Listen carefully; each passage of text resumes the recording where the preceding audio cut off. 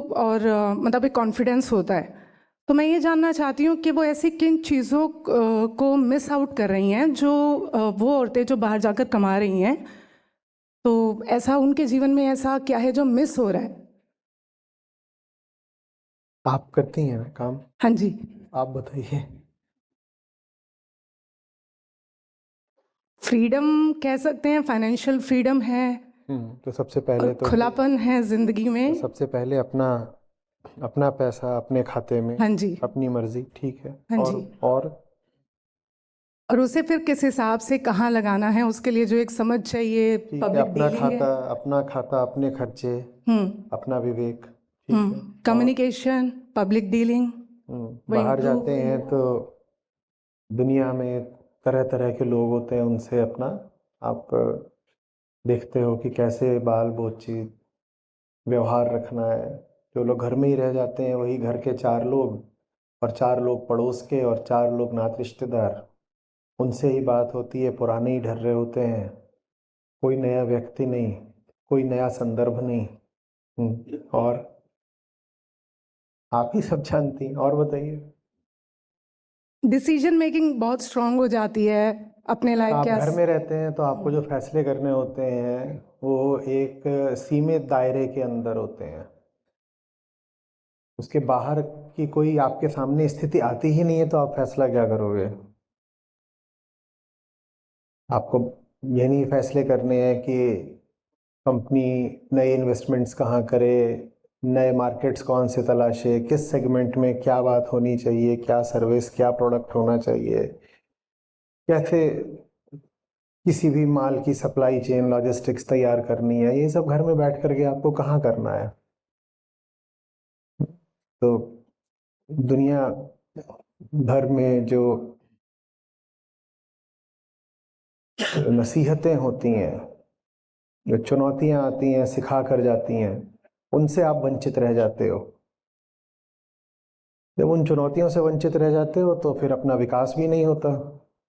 बिना चुनौती के विकास तो होगा नहीं, है ना? और बताइए। देश विदेश की यात्रा कर सकते हैं। यात्रा ही नहीं करते बहुत सारी गृहिणियां तो, घर से थोड़ी दूर भी जाना हो तो चाहती हैं कि कोई साथ में चले तब निकलेंगे।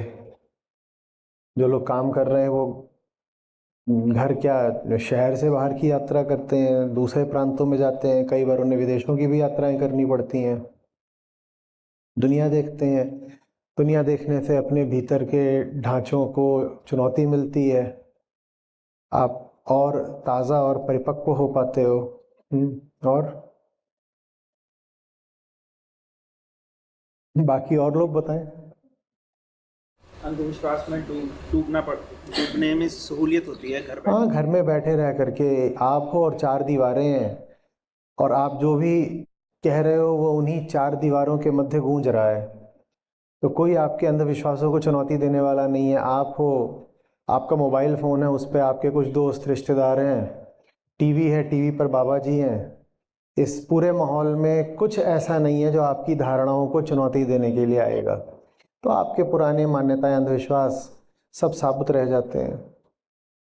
और हाँ, साहस की तो कमी रह ही जाएगी। आप जब घर में हो तो आप हर तरीके से सुरक्षित भी हो और आश्रित भी हो। घर में हो तो सुरक्षित भी हो और आश्रित भी हो, भले ही वो पिंजड़े की सुरक्षा हो, लेकिन सुरक्षा तो एक तरह की है ही।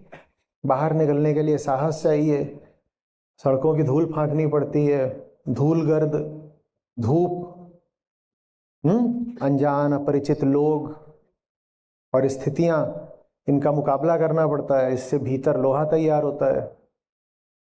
हम्म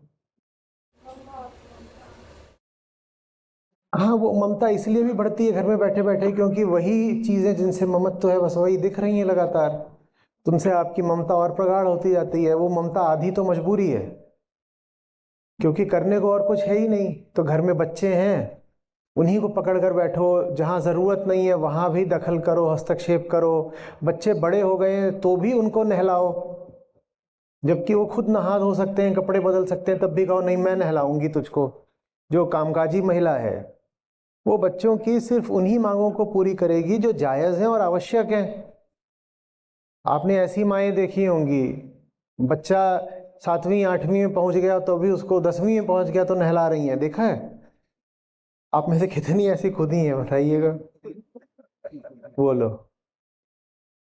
और देखी कितनों ने है?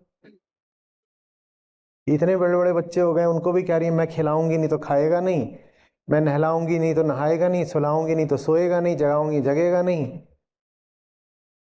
जहां आपकी जरूरत नहीं है आप वहां भी ममता का वास्ता दे करके घुसे हुए हो। बच्चे का स्कूल बैग बना रही हैं,